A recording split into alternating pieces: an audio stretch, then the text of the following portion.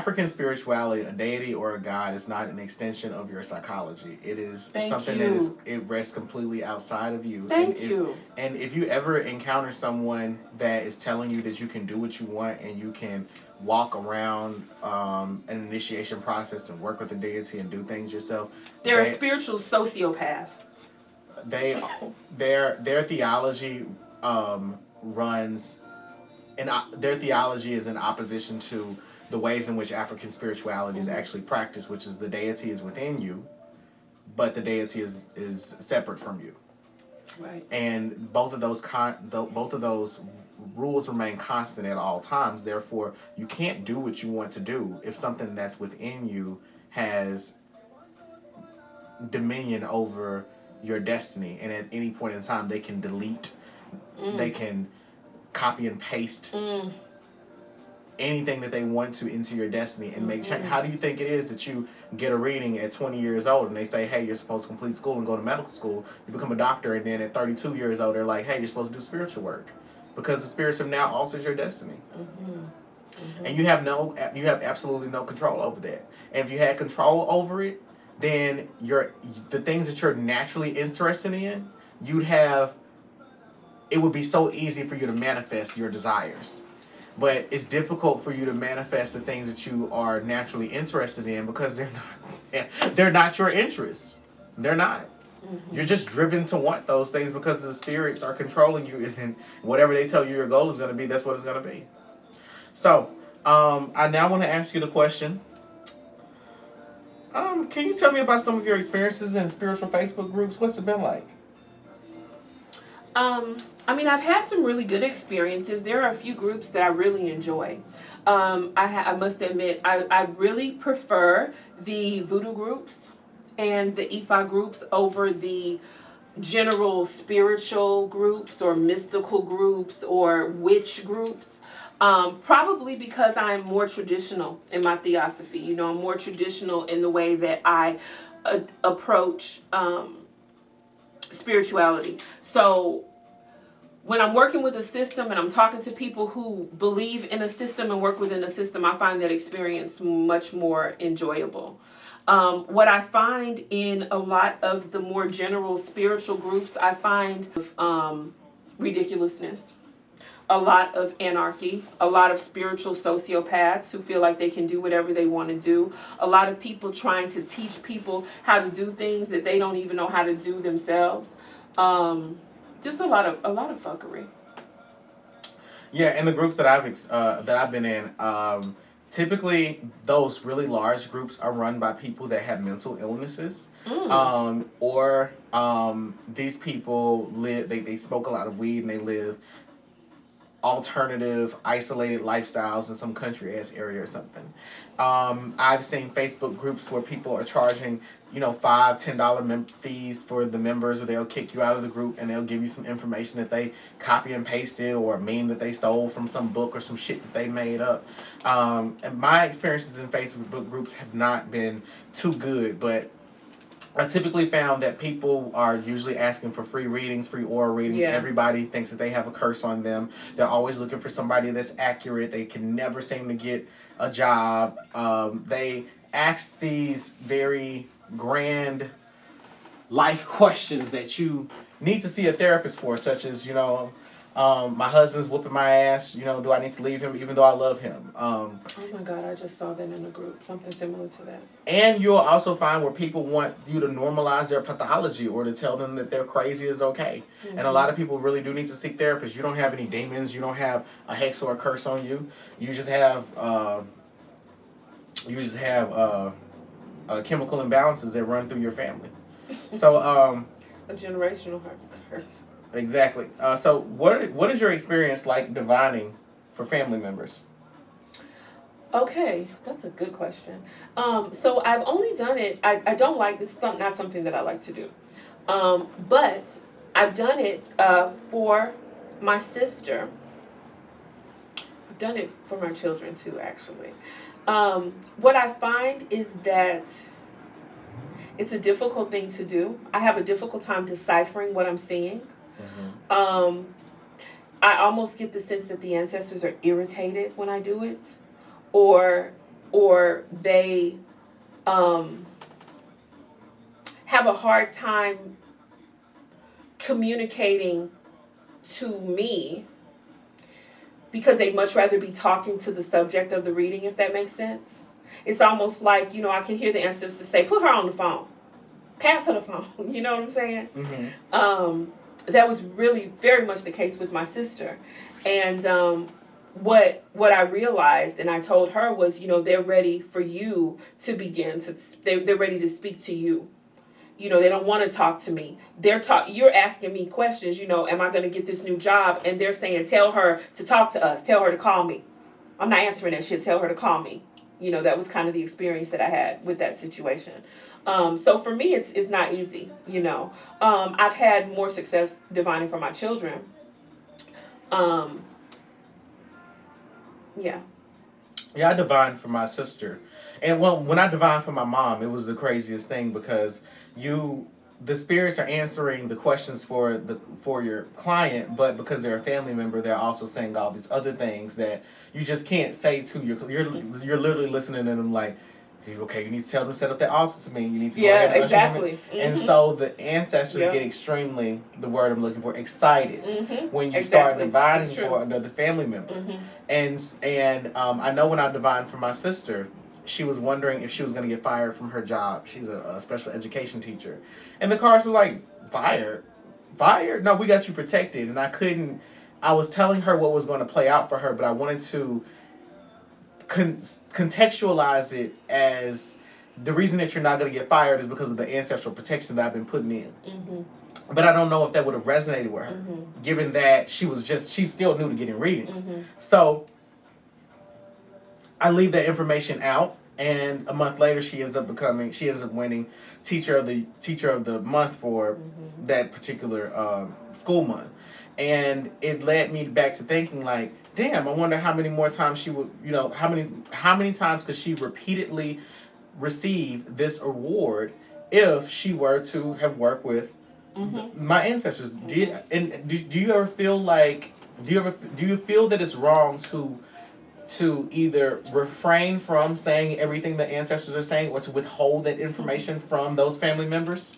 So I'm going to be honest with you. I do feel like it's improper, but I can't help it. I'm flesh and blood. You know what I'm saying? I'm not perfect. If I were perfect, I would do exactly what the ancestors tell me to do every time. No, you I don't. Because you'd be like, perfect, this is perfect. No, it means being imperfect. Yeah, I don't always do it. No. What would be the purpose of Lucifer then, if you didn't? What would be the purpose of Lucifer? Oh my God, what a big question. But anyway, I don't want to throw you off, but keep going.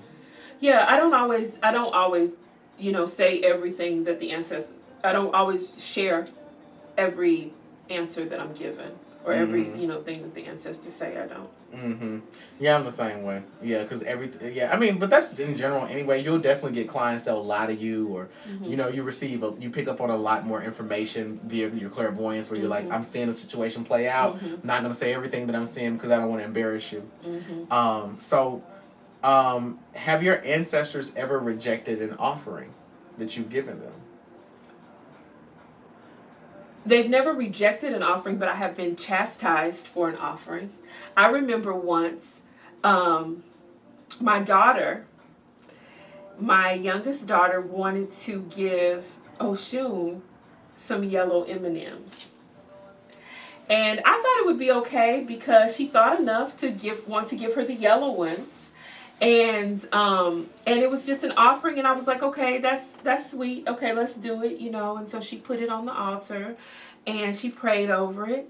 And afterwards, the ancestors, they just told me to give more noble offerings.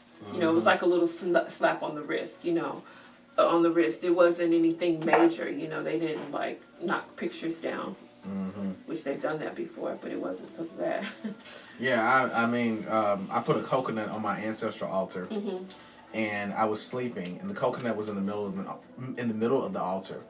The ancestors threw it off of the altar because let's put it this way, I have a carpet throughout my apartment, and the coconut, when I woke up, the coconut it broke in half, like perfectly in half. And I did a reading on it. And my ancestors were like, we don't do coconuts. That's Haitian shit. Mm-hmm. And they were like, put that on the Barone also. They was like, we don't. That was them niggas from Memphis right there. Mm-hmm. Exactly. It was like, what you want us to do with that? Exactly. Mm-hmm. So I read a story. Okay. About a woman getting a reading mm-hmm. from an Ifa priestess. Okay. She called her a Black Orisha priestess. Oh God.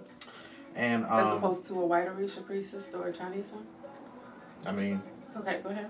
You know, the International Ifa Foundation. Oh God. If you're white and you're watching this channel and you want to initiate into Ifa, be under some white people who don't know shit, go to the International Ifa Foundation. Let me stop. I'm just playing. Go straight there or to hell. Your choice. Go ahead. Allegedly, they don't know shit. Allegedly, they don't know anything. But anyway, off of that, I'm not gonna plug them anymore. So the priestess told the client that her mother was going to die, and that she had 48 hours to pay $1,250 so she could do a sacrifice to save this woman's mama.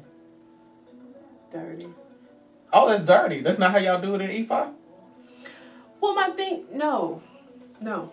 Clear it up. I don't even know where to start. My first question would be, on her initial interaction with this priest, like, was that the result of a reading? Mm-hmm. That was the result of a reading. She said she was getting a reading about herself. And what type of reading?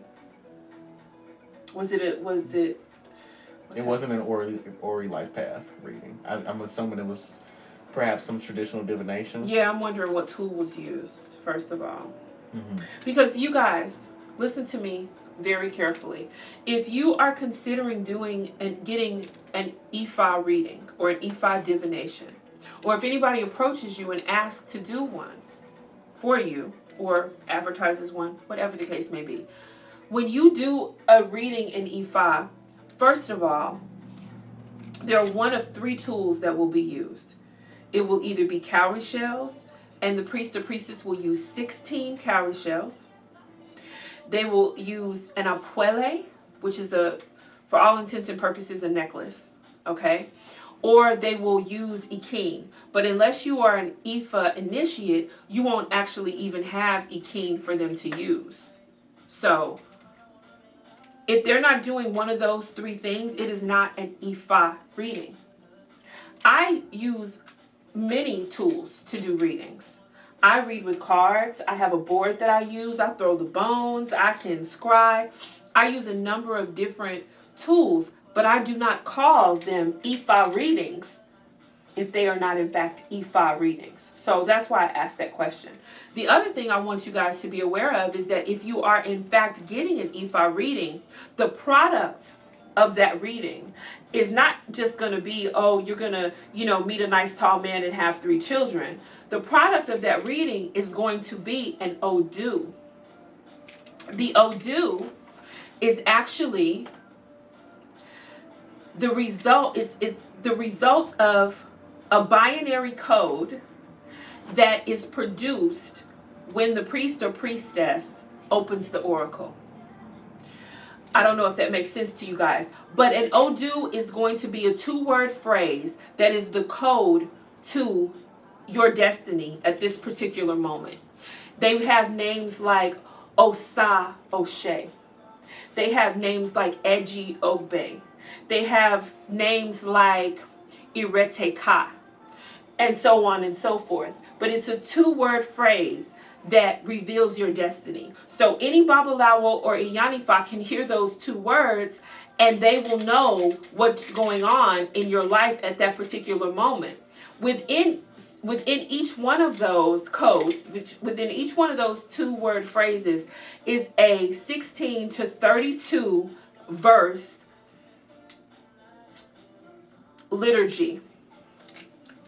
And the Babalawo or the Iyanifa will use their intuition to pull from one of those verses what pertains to you at this particular moment in time.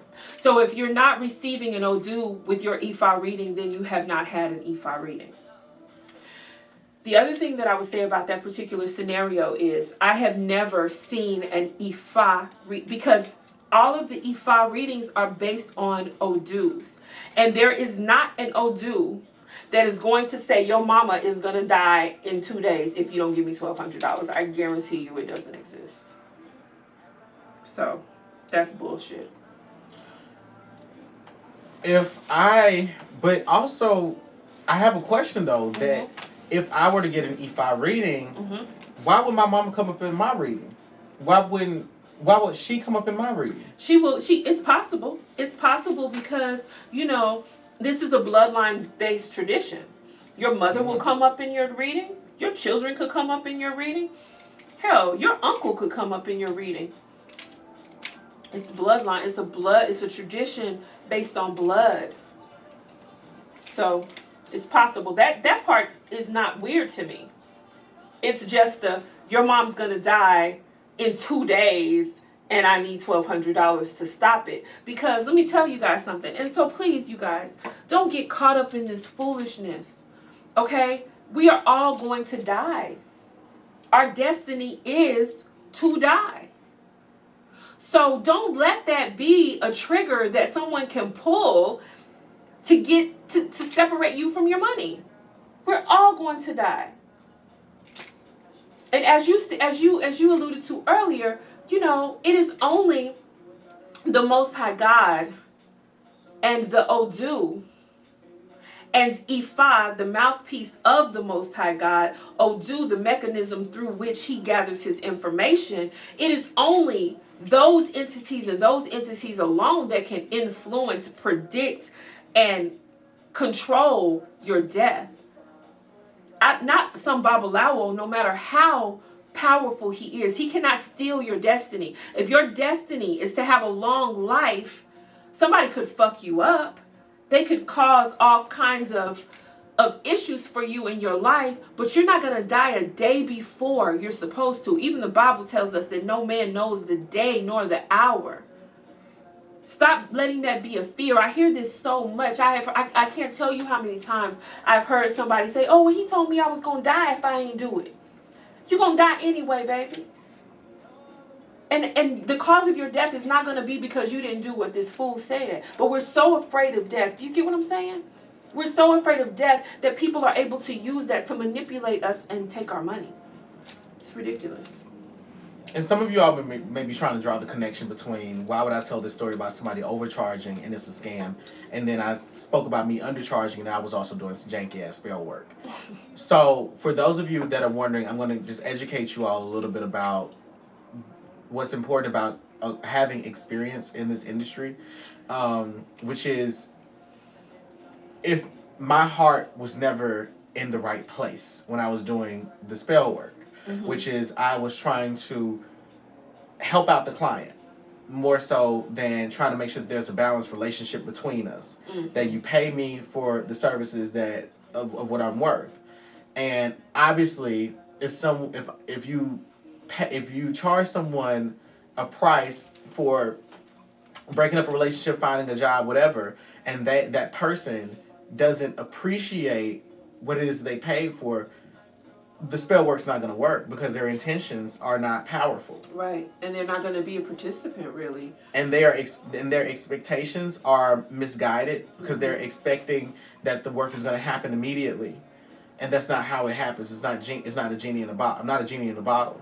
Now, to get to the greater point, which is what I learned, I've come to learn that in Haitian Vodun, because we don't have rules, you have to take each and every mistake and learn from it. So, for example, 2 days ago, I was giving a reading through my spirit board. I said, these two people are dating. The client said, no, they're not. One of these women is gay. And I was like, oh. I mean, it was a man and a woman. She said the woman is gay. And I was like, oh.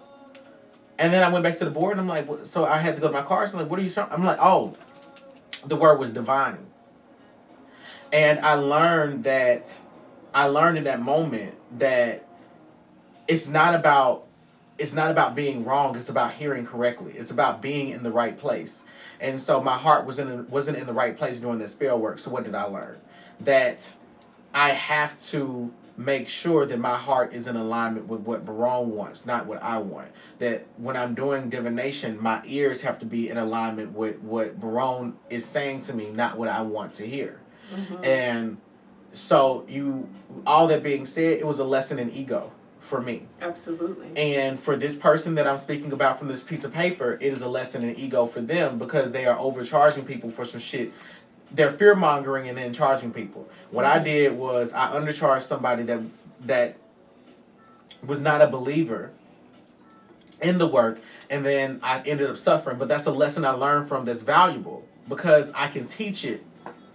I can teach that lesson to my students so that they never have to go through that. Mm-hmm. But that's what Haitian Vodun is about. It's about building tradition, building good character. And when you are going to make a mistake, but that mistake does not indicate that you are not capable. Mistake means you're just supposed to learn from it immediately. And when you have acquired wisdom from that mistake, you become stronger, you become a better teacher, mm-hmm. and a better leader, a better priest. Right. So that's the difference between those two circumstances. And yes, I am putting myself on a pedestal. Kiss my ass. Welcome to Black Spectrum Network. Mm-hmm. Okay, so is it ever okay to leave your ancestors a fruit cup on the altar?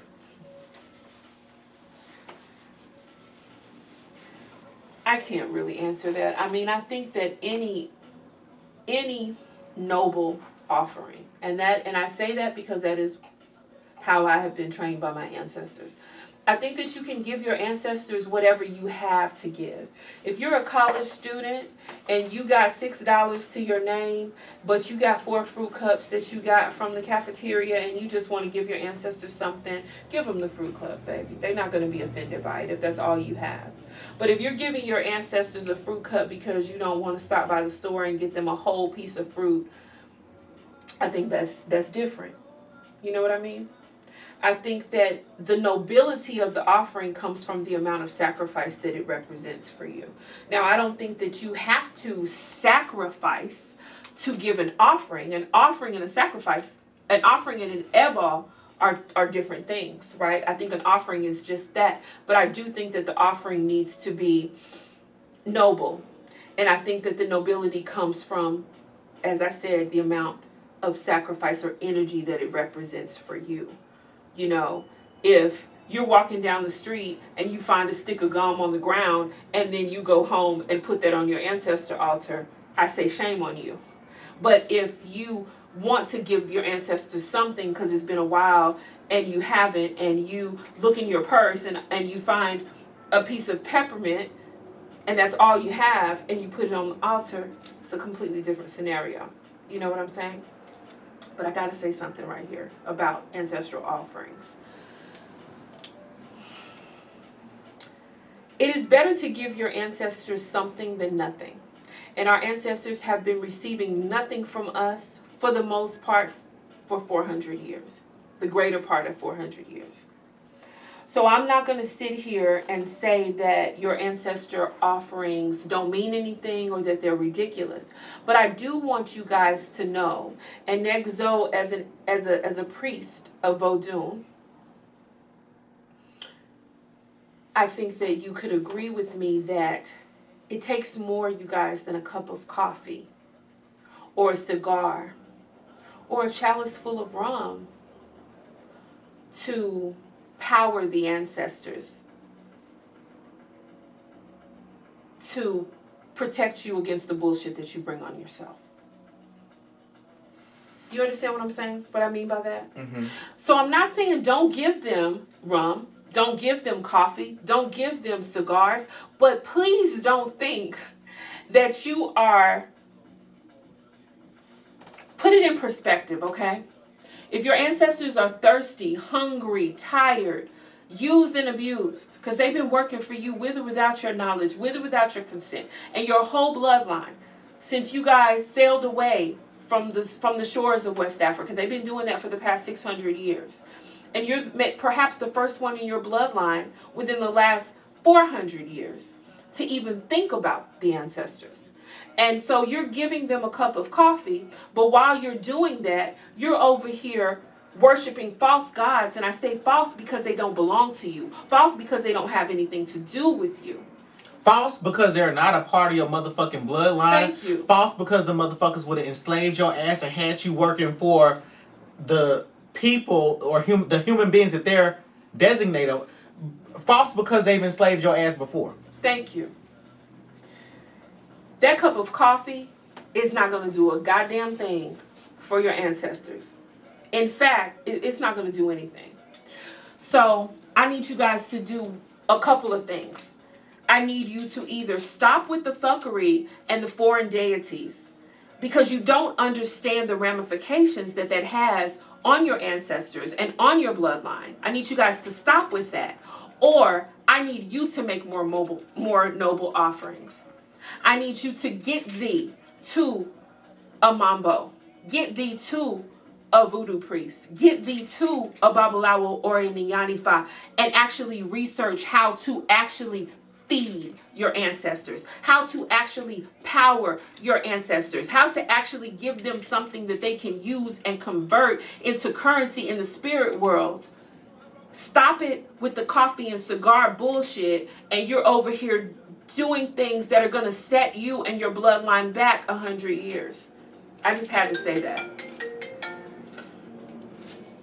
To add to that point, I was gonna make the point that a lot of people don't know what working with your ancestors means, and there's something that you said, the word use. So let's talk about use. The word use, like utility, to utilize things, to employ, to put forth action.